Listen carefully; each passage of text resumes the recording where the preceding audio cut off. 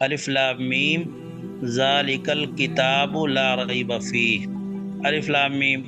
آپ کو اس سے پہلے بتایا گیا کہ یہ حروف مقطعات میں سے ہے، ایک بات تو بتا دی گئی۔ دوسری بات جو ہے وہ یہ بتائی گئی تھی اس سلسلے میں کہ اس کا معنی کسی کو نہیں معلوم، جمہور مفسرین یہی کہتے ہیں، اور بعض لوگ فرماتے ہیں کہ سر من اسرار اللہ، یہ اللہ کے رازوں میں سے ایک راز ہے، صرف پیغمبر کو پتہ ہے۔ ظاہر ہے راز اگر ہے تو پیغمبر کو معلوم ہے، پیغمبر کے علاوہ کسی اور کو معلوم ہو جائے تو پھر راز راز نہیں رہتا، تو اس لیے اس کو راز کہا گیا۔ ایک سوال جو رہ گیا تھا وہ یہ ہے کہ اگر صرف اور صرف پیغمبر کو معلوم ہے یا پیغمبر کو نہیں اللہ ہی کو معلوم ہے تو اس آیت کو اتارنے کی ضرورت کیا تھی؟ جواب، آیت کو اتارنے کی ضرورت اس لیے پڑی تاکہ مومن کا اعتقاد بن جائے کہ جو باتیں قرآن پاک کی ہمارے عقل کی کسوٹی پر اترے، معنی مفہوم معلوم ہو، ہم اسے بھی برحق سمجھتے ہیں، اور جو باتیں ہمیں نہ معلوم ہو سکے، بھئی اتنا معلوم ہو اجمالی طور پر کہ یہ رب کا کلام ہے، تو ہم ان پر بھی اعتقاد رکھتے ہیں، سمجھ میں آئے جب بھی، نہ سمجھ میں آئے جب بھی، ہمارا اعتقاد عقیدہ ہے۔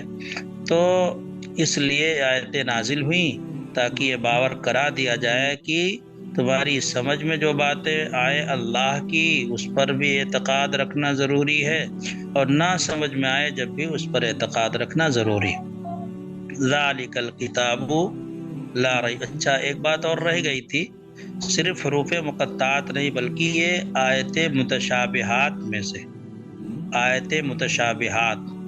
قرآن کی اکثر آیتیں محکمات ہیں جن کا معنی مفہوم ترجمہ سب کو معلوم ہے، اور کچھ آیتیں متشابہات میں سے جن میں سے کچھ تو ایسی ہیں جن کا ترجمہ بھی کسی کو نہیں معلوم، جیسے